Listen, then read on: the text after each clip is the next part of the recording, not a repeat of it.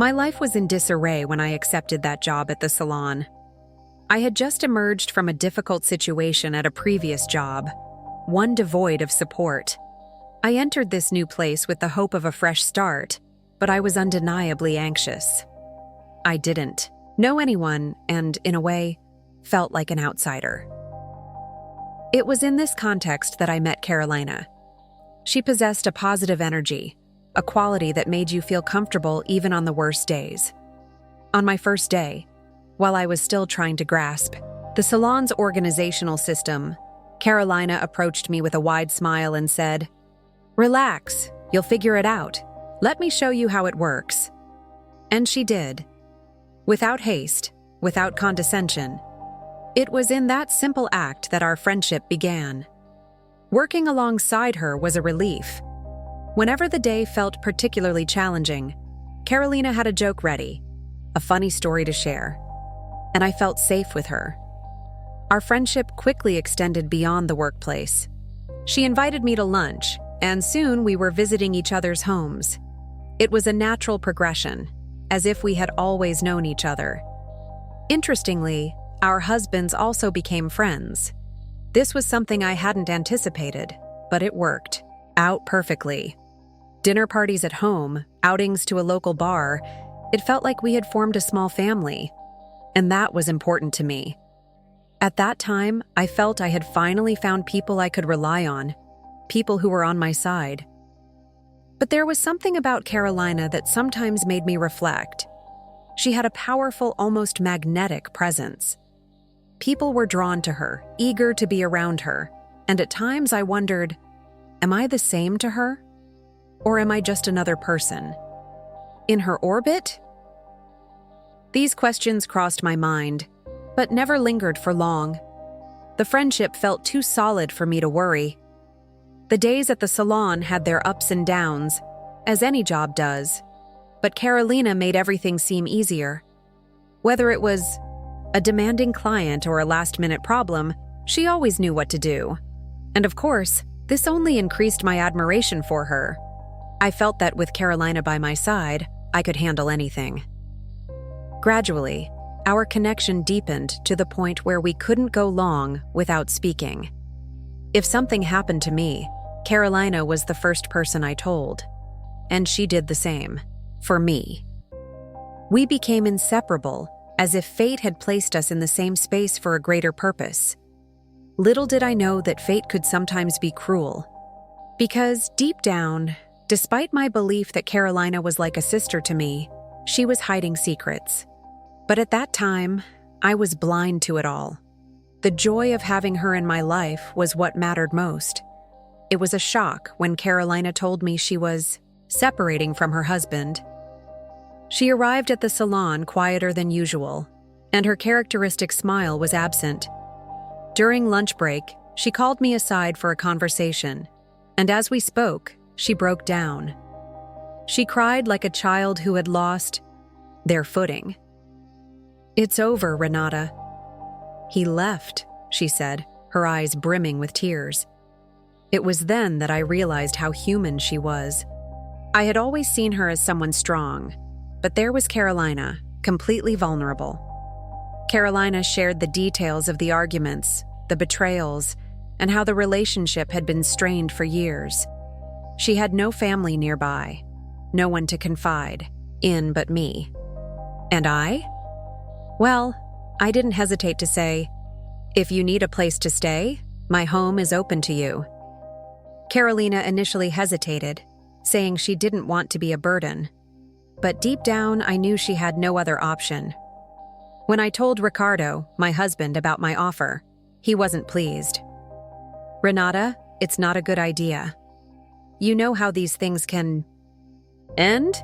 he said, crossing his arms and looking at me with that disapproving tone I hated. But I defended my decision. "She's my best friend, Ricardo. I can't leave her alone during this time, and besides, it's temporary." He didn't respond. He simply left the room, shaking his head. Carolina arrived the following week, with few belongings and the expression of someone trying to hold back tears. She attempted a smile when she walked through the door, but it wasn't the smile of before. "Thank you, Renata. Truly," she said. And I embraced her, feeling the weight of her sorrow. The house took on a new dynamic with her there. It was as if everything had changed, yet at the same time it felt right to have her close. Initially, Ricardo did everything to avoid Carolina. He wasn't rude, but neither was he welcoming. I had assumed he was merely being stubborn, as usual. Simultaneously, however, I began to observe something peculiar. Carolina seemed determined to project an air of strength, as if striving to demonstrate her well-being, yet I sensed she was not. This bothered me, but I couldn't pinpoint the precise reason. Carolina's presence infused the house with a different energy. At times, I felt as though I was mediating an unseen conflict between her and Ricardo.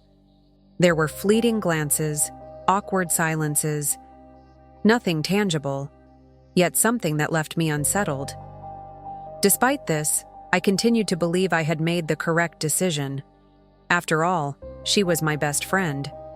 How could I abandon her? There were moments when Carolina seemed to exert herself to be a considerate guest, assisting with chores and striving to remain discreet. I appreciated this, but there was something more, something I couldn't comprehend. A different atmosphere began to permeate the household. It was as if her presence had cast a shadow, an inexplicable one. Ricardo and I started arguing more. Nothing serious initially, just petty disagreements over trivial matters like dinner or the television. But these disputes became more frequent, and deep down, I knew that Carolina's arrival was somehow connected to this. Still, I clung to the notion that I was doing the right thing. At that time, I believed everything was a matter of time, that things would return to normal once Carolina settled in.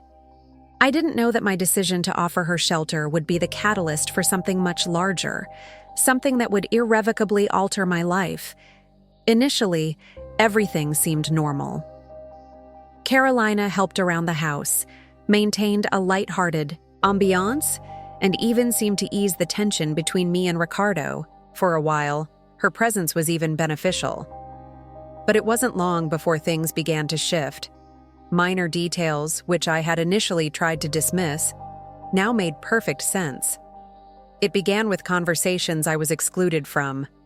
I'd enter the living room to find them laughing at something I clearly didn't grasp.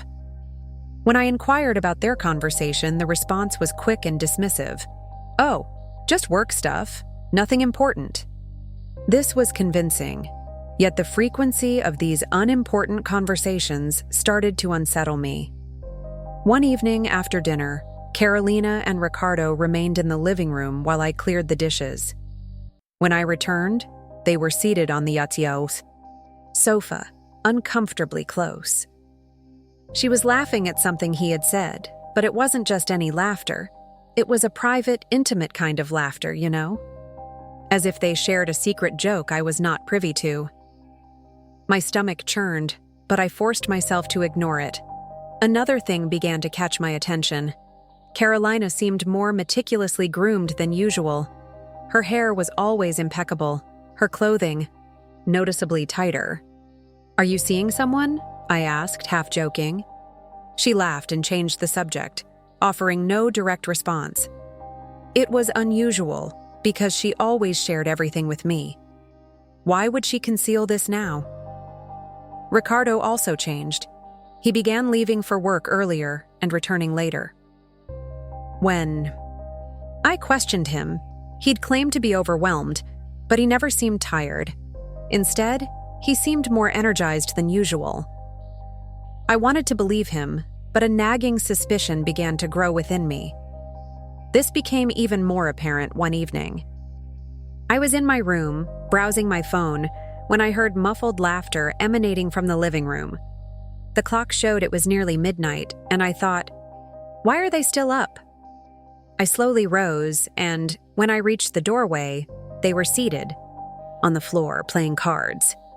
It was an innocent scene, yet something about their closeness bothered me. The final straw came one Sunday morning. I awoke earlier than usual and, upon leaving my room, found Ricardo and Carolina in the kitchen. They were whispering, as if sharing something I shouldn't hear. When they realized I was there, they tensed, for a moment, but quickly resumed their casual demeanor. "Good morning, sleepyhead," Carolina said, as if nothing was amiss. But something was. I felt it. Still, I continued to convince myself it was paranoia. After all, Carolina was my best friend, practically a sister. And Ricardo? He was my husband.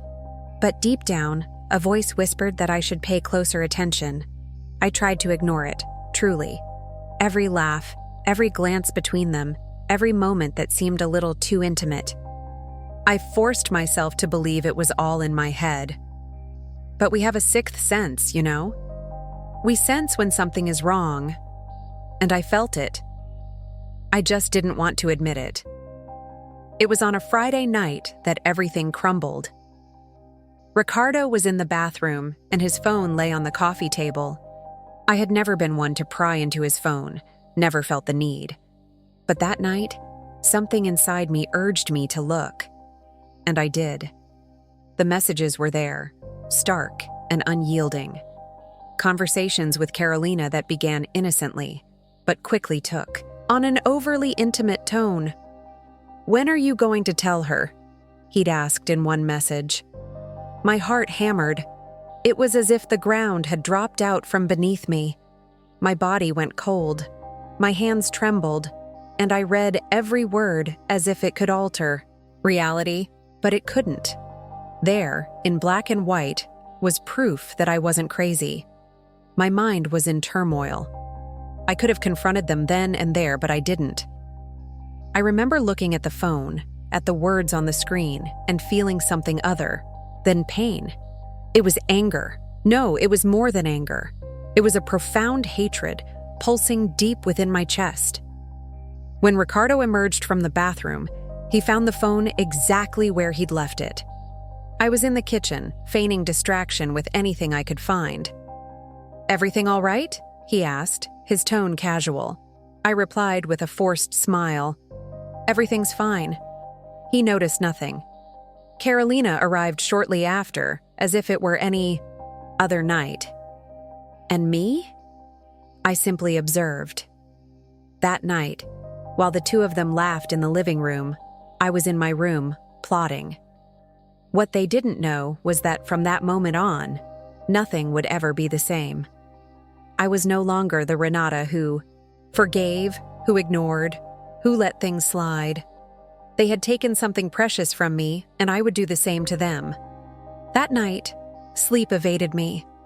I lay in bed, staring at the ceiling, as thoughts consumed me. Every shared laugh, every moment they trusted that I would never discover. Everything played out like a movie in my head.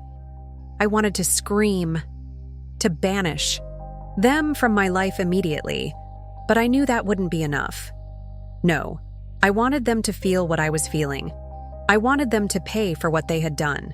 Then, I remembered something I'd heard years ago, almost like a distant story, about someone who had used dark magic to seek justice. It was the sort of thing I'd never taken seriously, but that night, it seemed like the only answer. I needed to find someone who could help me. The next day, without anyone knowing, I began my search. It wasn't easy, but after many discreet inquiries, I reached a woman known as Mother Dolores.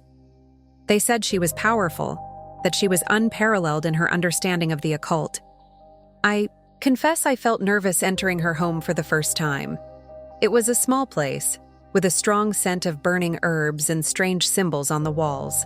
She received me with a piercing gaze, as if she knew the reason for my visit before I even spoke a word.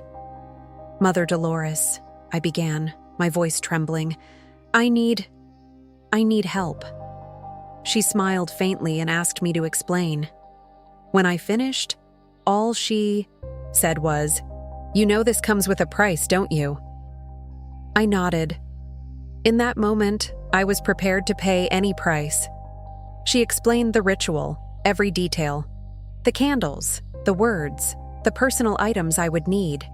It wasn't a simple matter, and she made it clear that it couldn't be done without consequences.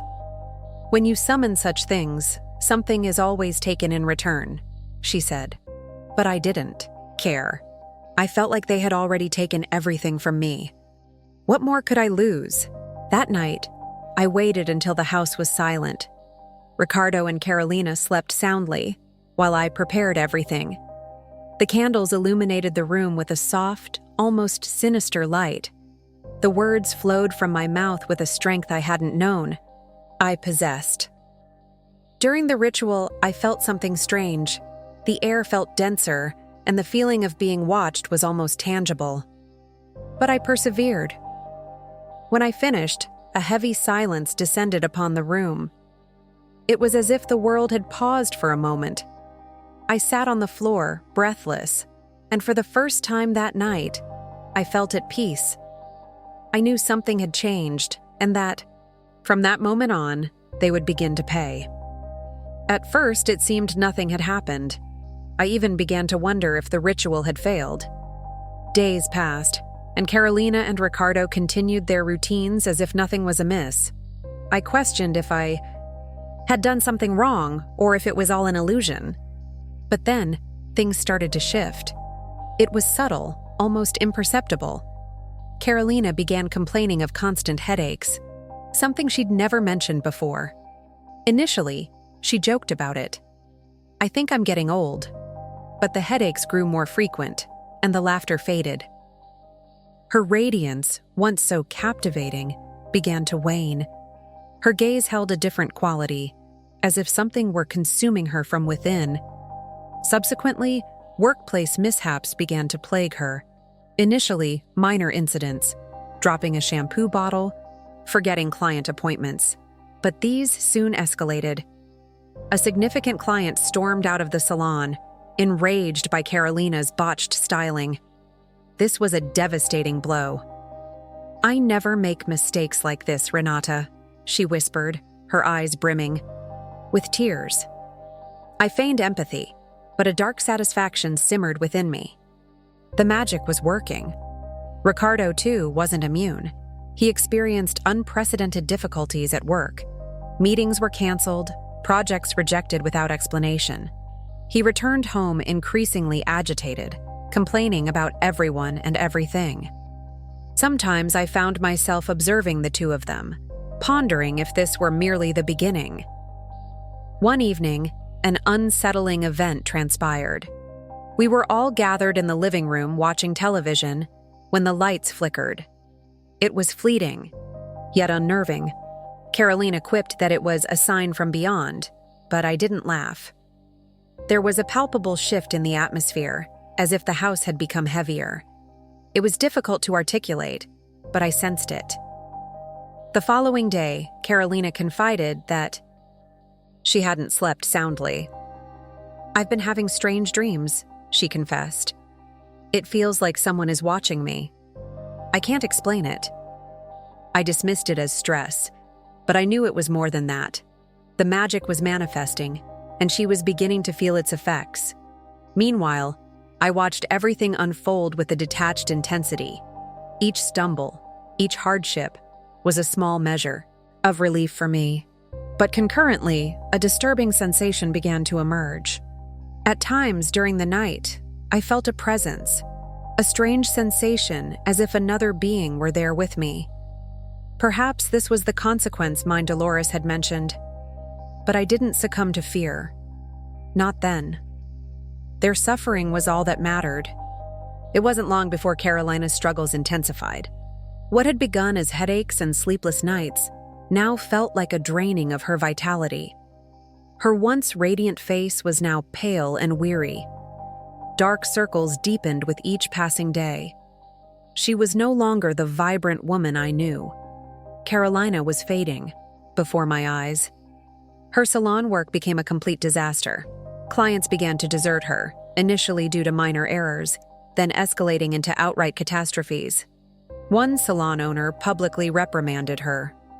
I recall looking at Carolina at that moment and witnessing something fracture within her. She tried to maintain composure, but during our lunch break, she wept.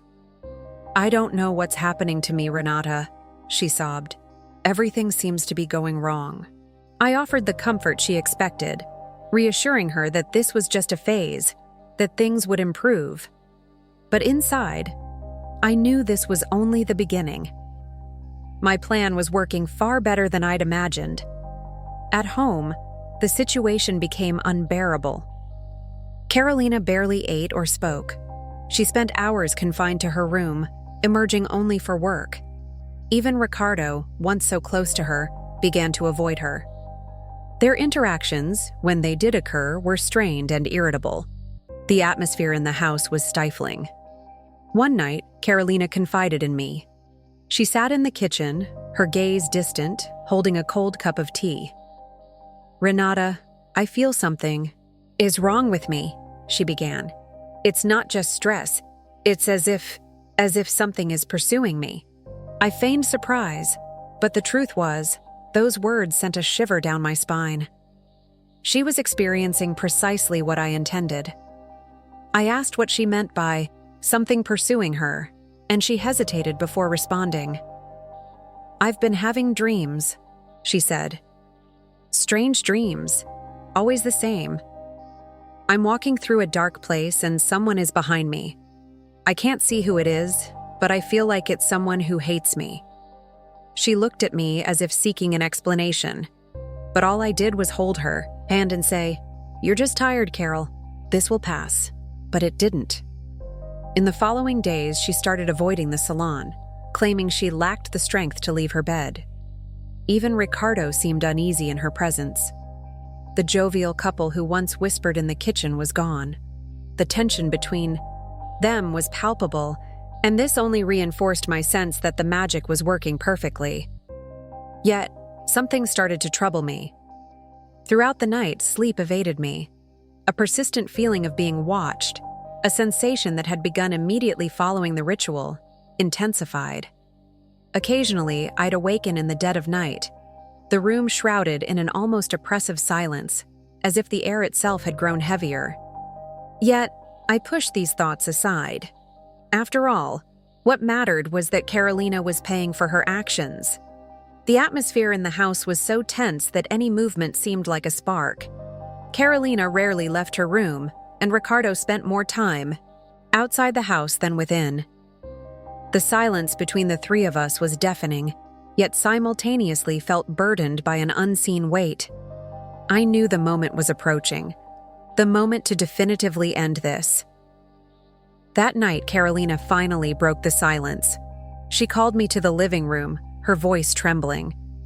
"Renata, I need to apologize." I paused, feigning surprise. "Apologize? For what?"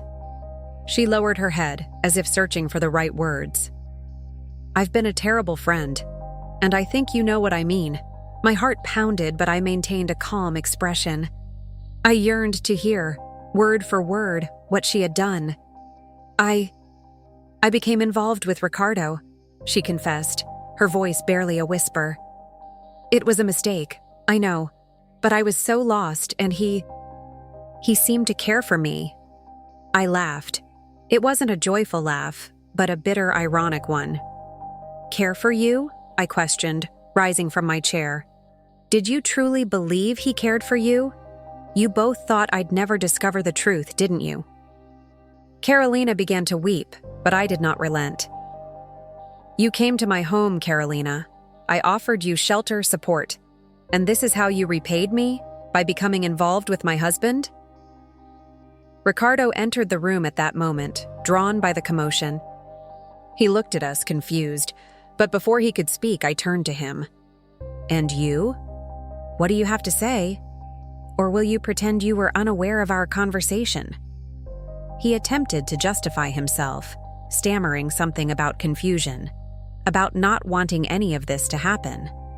But I no longer wished to hear it. "You two are perfect for each other," I declared. "Two traitors who don't comprehend loyalty." Carolina pleaded for forgiveness, claiming she never intended to hurt me. Ricardo remained silent, his face flushed with shame. But nothing they could say would make a difference. "I want both of you out of my house," I stated firmly. Now. Carolina tried to argue, but I wouldn't yield. I no longer wish to look at you. I don't want to hear your apologies. I want you gone. Ricardo hesitated, but upon seeing my resolve, he began gathering his belongings. Carolina followed, still weeping. As they left, an absolute silence descended upon the house. For a moment, I felt a sense of relief, as if a burden had been lifted. But at the same time, a strange unease lingered. Perhaps it was the emptiness they had left behind, or perhaps something more sinister. That night, as I lay in bed, a feeling of restlessness consumed me. I knew this wasn't over. Not truly. When the door slammed shut behind them, I experienced a relief I hadn't anticipated. It was as if the heavy air that had enveloped the house had momentarily dissipated. But it wasn't a feeling of triumph. It was something more unsettling, more bitter. I had achieved my objective. They were gone, and I was free. Yet deep down, I didn't feel entirely liberated. I spent the following days attempting to return to a normal routine. The silence in the house was deafening, yet comforting. There were no more false smiles or incomprehensible whispers, just me and my solitude. But something continued to trouble me. It was as if the house was still full, even though it was empty. At night, I felt as though someone was watching me, as if the shadow of what I had done still lingered. I remembered Mother Dolores and her words, "Magic always demands a price." At the time, I thought this would mean nothing to me.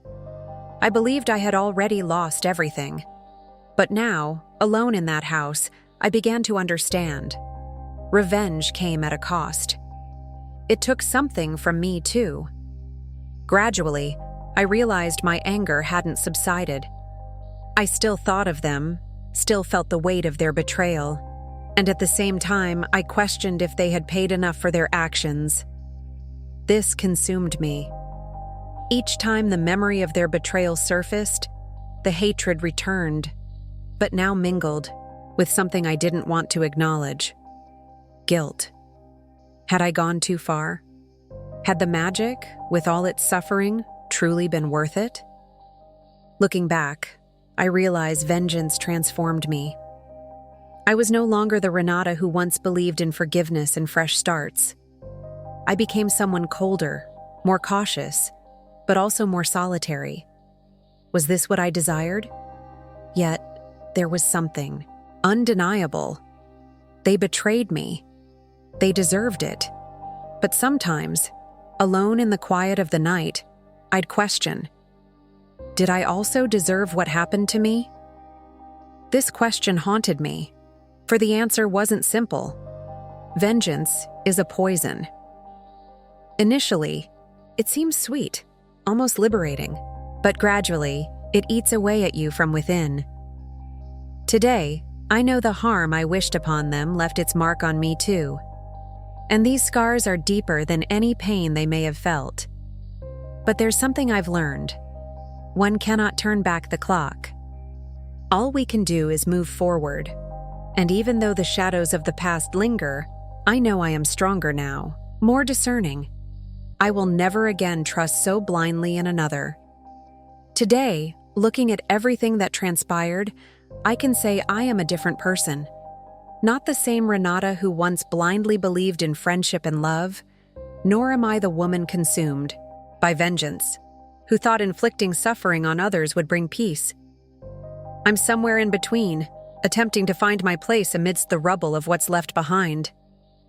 Carolina and Ricardo are no longer a part of my life. I don't know where they are, nor do I care. They were a dark chapter I've chosen to close. But the marks remain, you see, the kind of pain that doesn't disappear, but rather transforms. I've learned much from all of this. I've learned that trust is a precious commodity, to be given only to those who truly deserve it.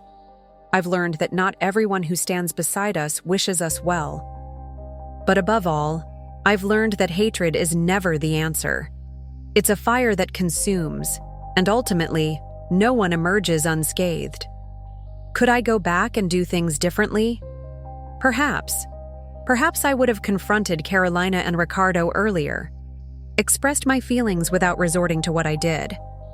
But the past cannot be altered. I can only live with the choices I've made and strive to be a better person. Today, I am rebuilding my life. Alone, for now, but certain that this is best for me at this juncture. I haven't closed myself off from the world, but I know that the next person who enters my life will have to prove they deserve to be there. Pain has taught me this, and as for the shadows of the past, they still surface from time to time. At night, in the quiet of my home, I still feel that presence, that weight. I don't know if it's my mind playing tricks on me, or if there's something more. All I know is that, as unsettling as it may be, I've learned to coexist with it. Because ultimately, what happened has made me stronger, more insightful, and even with the scars, I move forward. I've learned that evil never truly vanishes. But if you are cautious, it will not control you. And remember, evil never stays far away. It always finds its way back.